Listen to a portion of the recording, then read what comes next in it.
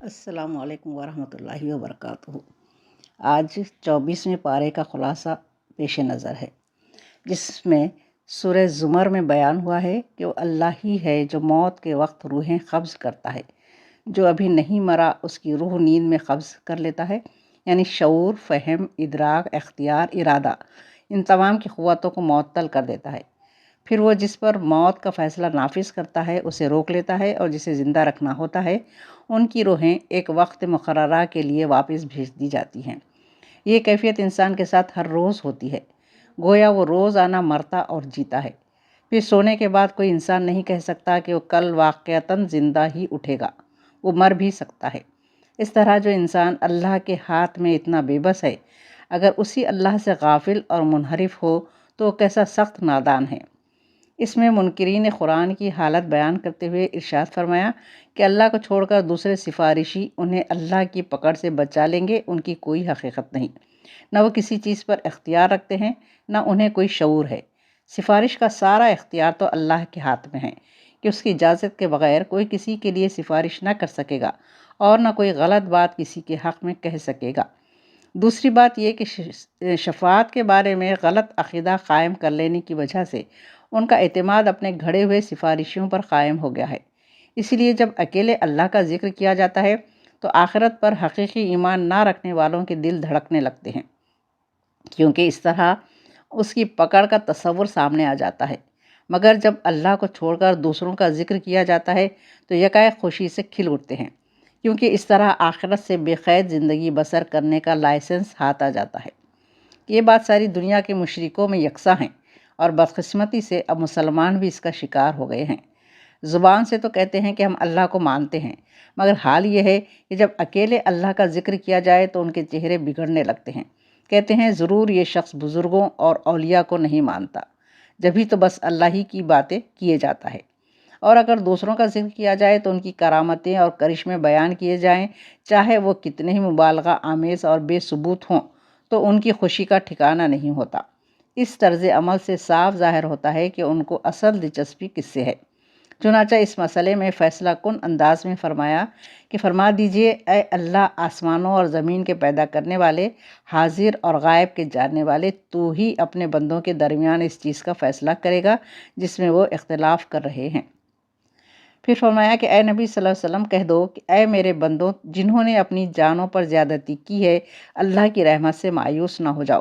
یقیناً اللہ سارے گناہ معاف فرما دیتا ہے، وہ معاف فرمانے والا، رحم فرمانے والا ہے۔ پلٹ آؤ اپنے رب کی طرف اور متی ہو جاؤ قبل اس کے کہ تم پر عذاب آ جائے اور پھر تمہیں کہیں سے مدد نہ مل سکے، اور پیروی کرو اپنے رب کی بھیجی ہوئی کتاب کی قبل اس کے کہ تم پر اچانک عذاب آ جائے اور تم کو خبر بھی نہ ہو۔ کہیں ایسا نہ ہو کہ بعد میں کوئی شخص کہے، افسوس میری اس کوتاہی پر جو میں نے اللہ کی جانب کی ہے، بلکہ میں تو مذاق اڑانے والوں میں سے تھا۔ یا کہے، کاش اللہ نے مجھے ہدایت بخشی ہوتی تو میں بھی پرہیزگار ہوتا۔ یا عذاب دے کر کہے، کاش مجھے ایک اور موقع مل جاتا تو میں بھی نیکوکار بن جاتا۔ اس سے کہا جائے گا، میری آیات تیرے پاس آ چکی تھیں، پھر تو نے اسے جھٹلایا، تکبر کیا، تو انکار کرنے والوں میں سے تھا۔ جن لوگوں نے اللہ پر جھوٹ باندھا، قیامت کے دن ان کے منہ کالے ہوں گے۔ کیا جہنم میں متکبروں کے لیے کافی جگہ نہیں ہے؟ فرمایا، ان منکرین حق نے اللہ کی قدر ہی نہ کی جیسا کہ اس کی قدر کرنے کا حق ہے۔ اس کی قدرت کاملہ کا حال تو یہ ہے کہ قیامت کے دن پوری زمین اس کی مٹھی میں ہوگی، اور آسمان اس کے داہنے ہاتھ میں لپٹے ہوئے ہوں گے۔ پاک ہے اور بالاتر ہے وہ اس شرک سے جو یہ کرتے ہیں۔ اور اسی روز سور پھونکا جائے گا تو وہ سب بے ہوش ہو کر گر پڑیں گے جو آسمانوں اور زمینوں میں ہے، سوائے ان کے جنہیں اللہ زندہ رکھنا چاہے۔ پھر ایک دوسرا سور پھونکا جائے گا اور یکایک سب کے سب اٹھ کر دیکھنے لگیں گے۔ زمین اپنے رب کے نور سے چمک اٹھے گی، اعمال کی کتاب لا کر رکھ دی جائے گی، انبیاء اور تمام گواہ حاضر کر دیے جائیں گے، لوگوں کے درمیان ٹھیک ٹھیک فیصلہ کر دیا جائے گا، اور ان پر کوئی ظلم نہیں ہوگا، اور ہر متنفس کو جو کچھ بھی اس نے عمل کیا تھا اس کا پورا پورا بدلہ دیا جائے گا۔ لوگ جو کچھ بھی کرتے ہیں اللہ اس کو خوب جانتا ہے۔ اس فیصلے کے بعد وہ لوگ جنہوں نے کفر کیا تھا جہنم کی طرف گروہ در گروہ ہانکے جائیں گے، اور اس کے کارندے کہیں گے کیا تمہارے پاس تمہارے لوگوں میں سے ایسے رسول نہیں آئے تھے جنہوں نے تم کو تمہارے رب کی آیتیں سنائی ہوں اور تمہیں اس بات سے ڈرایا ہو کہ ایک وقت تمہیں یہ دن بھی دیکھنا پڑے گا؟ وہ جواب دیں گے ہاں آئے تھے۔ کہا جائے گا داخل ہو جاؤ جہنم کے دروازوں میں، یہاں اب تمہیں ہمیشہ ہمیشہ رہنا ہے۔ بڑا ہی برا ٹھکانہ ہے یہ منکروں کے لیے۔ جو لوگ اپنے رب کی نافرمانی سے پرہیز کرتے تھے انہیں گروہ در گروہ جنت کی طرف لے جایا جائے گا، یہاں تک کہ جب وہ وہاں پہنچیں گے اور اس کے دروازے پہلے ہی کھولے جا چکے ہوں گے تو اس کے منتظمین ان سے کہیں گے سلام ہو تم پر، بہت اچھے رہے، داخل ہو جاؤ اس میں ہمیشہ ہمیشہ کے لیے۔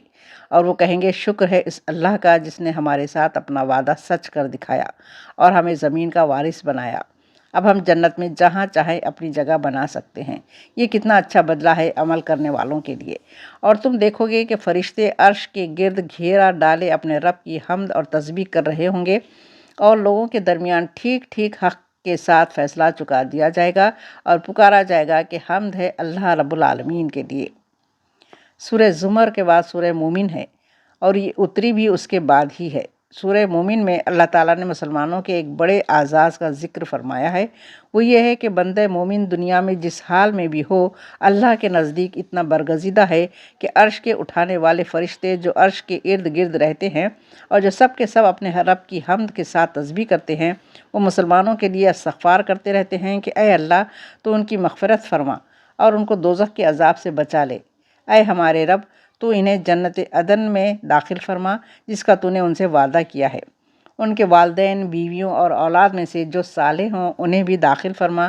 تو قادر مطلق اور حکیم ہے، تو انہیں قیامت کے دن کی برائیوں سے بچا لے۔ جس کو تو نے اس دن بچایا اس پر تو نے بڑا ہی رحم کیا، اور یہی بڑی کامیابی ہے۔ اللہ تعالیٰ نے مسلمانوں کو ایک خوشخبری سنائی کہ ان کے لیے عرش کے فرشتے دعائیں کرتے ہیں۔ اس زمانے میں کفار مکہ نبی صلی اللہ علیہ وسلم کو قتل کرنے کی سازشیں بھی کر رہے تھے۔ چنانچہ جواب میں آل فرعون کے ایک ایسے شخص کا قصہ سنایا گیا جو حضرت موسیٰ علیہ السلام پر ایمان لے آیا تھا۔ اس قصے سے 3 گروہوں کو سبق دیا گیا ہے۔ پہلا یہ کہ کفار مکہ کو بتایا گیا کہ جو کچھ محمد صلی اللہ علیہ وسلم کے ساتھ تم کرنا چاہتے ہو یہی کچھ اپنی طاقت کے بل بوتے پر فرعون حضرت موسیٰ علیہ السلام کے ساتھ کرنا چاہتا تھا۔ اب کیا یہ حرکتیں کر کے تم بھی وہی انجام دیکھنا چاہتے ہو جو فرعون نے دیکھا؟ دوسرا یہ کہ محمد صلی اللہ علیہ وسلم اور آپ پر ایمان لانے والوں کو یہ سبق دیا گیا ہے کہ یہ ظالم بظاہر کتنے ہی زبردست کیوں نہ ہوں اور تم مقابلے میں کتنے ہی کمزور اور بے بس کیوں نہ نظر آتے ہو، مگر تمہیں یقین رکھنا چاہیے کہ جس اللہ کے دین کو سربلند کرنے کے لیے تم کام کر رہے ہو اس کی طاقت ہر دوسری طاقت پر بھاری ہے، لہٰذا جتنی بڑی دھمکی یہ دے سکتے ہیں اس کے جواب میں بس اللہ کی پناہ مانگ لو اور اس کے بعد بالکل بے خوف ہو کر اپنے کام میں لگ جاؤ، اللہ کی مدد ضرور آئے گی۔ تیسرا یہ کہ ان دونوں کے علاوہ لوگوں کا ایک تیسرا گروہ بھی معاشرے میں موجود تھا۔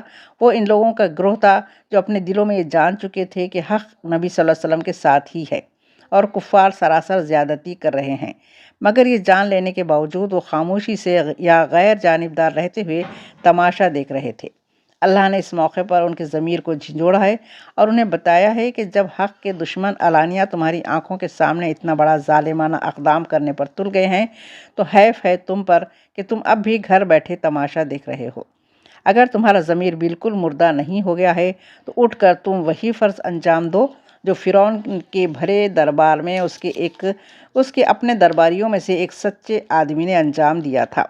جب فرعون نے حضرت موسیٰ علیہ السلام کو قتل کرنا چاہا تھا تو جو مصلحتیں تمہیں زبان کھولنے سے روک رہی ہیں وہی مصلحتیں اس کا راستہ بھی روک رہی تھیں، مگر اس نے ہمت کر کے کہا میں تو اپنا معاملہ اللہ کے سپرد کرتا ہوں، اور ساری مصلحتوں کو ٹھکرا کر حق کی بات کہہ دی کہ کیا تم ایک شخص کو اس بنا پر قتل کر دو گے کہ وہ کہتا ہے کہ میرا رب اللہ ہے، اور فرعون اس کا کچھ نہ بگاڑ سکا۔ سورہ حامیم سجدہ میں فرمایا گیا ہے کہ خدائے رحمان اور رحیم نے اہل عرب پر عظیم احسان کیا ہے کہ قرآن کو عربی زبان میں ان کے لیے نذیر و بشیر بنا کر اتارا ہے۔ اس احسان کا حق یہ تھا کہ لوگ اس کی قدر کرتے، لیکن یہ تکبر کے ساتھ اس نعمت کو ٹھکرا رہے ہیں اور ایمان لانے کی بجائے اس عذاب کا مطالبہ کر رہے ہیں جس سے ان کو ڈرایا جا رہا ہے۔ جواب میں آپ ان کو بتا دیجئے کہ مجھے جس توحید کی وحی ہوئی تھی وہ میں نے تم کو پہنچا دی ہے، رہا عذاب کا معاملہ تو یہ چیز میرے اختیار میں نہیں ہے، میں ایک بشر ہوں، اللہ نہیں ہوں۔ اس کائنات میں جو قدرت، حکمت، رحمت، ربوبیت اور جو نظم اور اہتمام تمہیں نظر آ رہا ہے وہ گواہ ہے کہ یہ سب کچھ کسی کھلنڈرے کا کھیل نہیں ہے، نہ یہ مختلف دیوتاؤں کے کھیل یا ان کی آپس کی جنگ کا میدان ہے، بلکہ یہ ایک زبردست قدرت اور علم رکھنے والے واحد اللہ کی منصوبہ بندی سے وجود میں آیا ہوا کارخانہ ہے۔ اس لیے جو لوگ اپنے گھڑے ہوئے خداؤں اور سفارشوں کے بھروسے پر اللہ اور آخرت سے غافل ہیں، وہ اپنی شامت کے منتظر ہیں۔ قیامت کے دن ہر ایک کے کان، آنکھ، ہاتھ، پاؤں خود ان کے خلاف گواہی دیں گے، اور انہیں معلوم ہو جائے گا کہ ان کی گمراہی کا ایک سبب یہ تھا کہ وہ سمجھتے تھے کہ ان کے بہت سے اعمال کی خبر اللہ کو بھی نہیں ہوتی۔ جو لوگ تمام مخالفتوں اور سازشوں کے برخلاف توحید پر جمے رہیں گے، قیامت کے دن ان کے پاس فرشتے اللہ تعالیٰ کی ابدی رحمتوں اور نعمتوں کی خوشخبری لے کر آئیں گے اور کہیں گے کہ بس اب نہ کوئی اندیشہ ہے نہ غم، جنت میں تمہارے لیے ہر وہ چیز موجود ہے جس کو تمہارا دل چاہے اور جو تم طلب کرو۔ مسلمانوں کے صبر و استقلال کو خراج تحسین پیش کیا کہ جب ہر طرف سے ہمت شکن حالات سے سابقہ ہو، اس وقت ایک شخص ڈنکی کی چوٹ پر کہے کہ میں مسلمان میں سے ہوں، اور دوسروں کو بھی وہ اللہ کی طرف بلائے اور نیک عمل کرے، اس سے بڑھ کر اور اچھی بات کس کی ہو سکتی ہے۔ نبی صلی اللہ علیہ وسلم کے سامنے اس وقت سب سے سخت سوال یہ تھا کہ جب اس دعوت کی راہ میں مشکلات کی ایسی سخت چٹانیں حائل ہیں تو راستہ کیسے نکالا جائے؟ اس سوال کا حل یہ بتایا گیا کہ یہ نمائشی چٹانیں خواہ کتنی ہی سخت نظر آتی ہوں، مگر اخلاق حسنہ کا ہتھیار وہ ہتھیار ہے جو انہیں توڑ کر اور پگھلا کر رکھ دے گا۔